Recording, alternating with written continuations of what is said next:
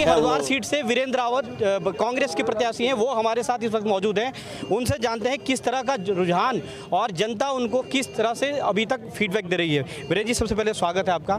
किस तरह से देख रहे हैं आप अभी तक जनता का क्या रुझान है? आप रुड़की से लेकर तमाम क्षेत्रों में घूम रहे हैं, किस तरह से आप देख रहे हैं? मैं लगभग अब तक 11 से 12 सीटों में जा चुका हूँ और बहुत एक बदलाव की बयार पूरे न सिर्फ पूरे देश में बह रही है, उत्तराखंड में बह रही है और हरिद्वार में तो बहुत ही ज़्यादा मात्रा में ये बयार बह रही है।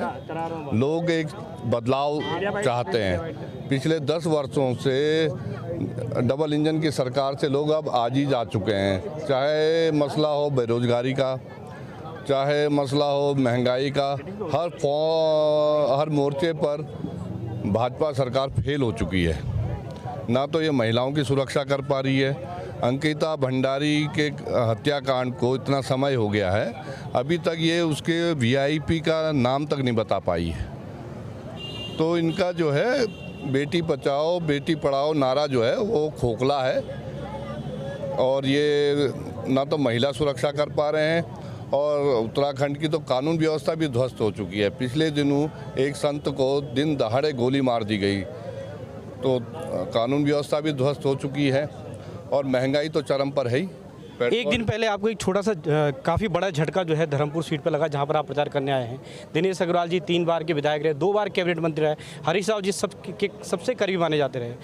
जो चुनाव से पहले आपको इस तरह से दिनेश अग्रवाल जी छोड़ के गए हैं, उसकी पूर्ति कैसे करेंगे? आज ये भारी जनसमूह यहाँ पर जो आया है, ये बताता है कि जो है कांग्रेस की यहाँ लहर चल रही है और जब चुनाव होते हैं तो लोग आते जाते रहते हैं।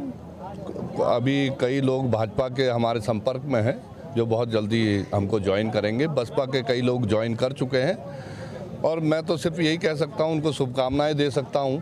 जो सम्मान उनको कांग्रेस में मिला वो सम्मान वहां भी मिले।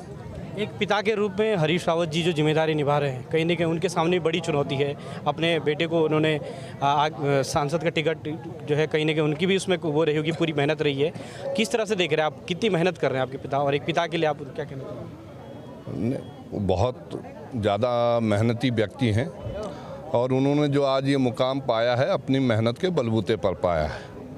पूरे प्रदेश के नेता हैं, सभी जगह वो उनको जाना भी है और हरिद्वार में विशेषकर क्योंकि उनका बेटा लड़ रहा है तो थोड़ा मेहनत ज़्यादा कर रहे हैं और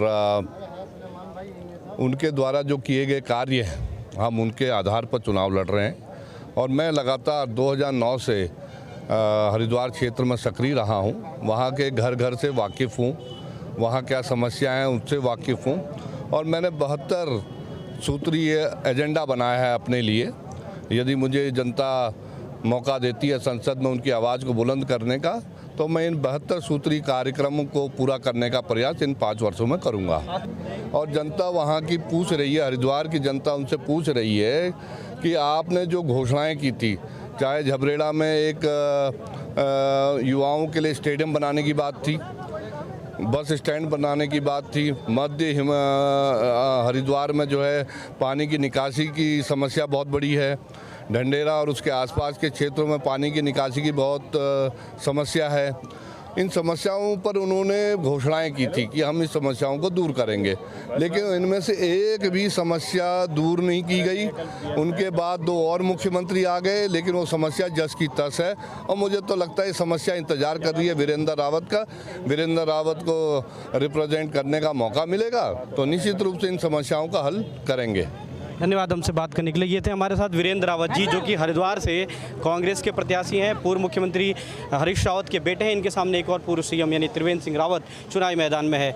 तो वीरेंद्र रावत ने साहब कहा कि त्रिवेंद्र रावत जो है अपने कर्मों पे नहीं, भाजपा के जो केंद्रीय कार्य हैं उनके आधार पर वोट मांग रहे हैं। अब देखना दिलचस्प होगा कि 19 तारीख को हरिद्वार की जनता किसे अपना सांसद चुनती है। देहरादून हरिद्वार सीट से वन इंडिया के लिए पवन नौटियाल।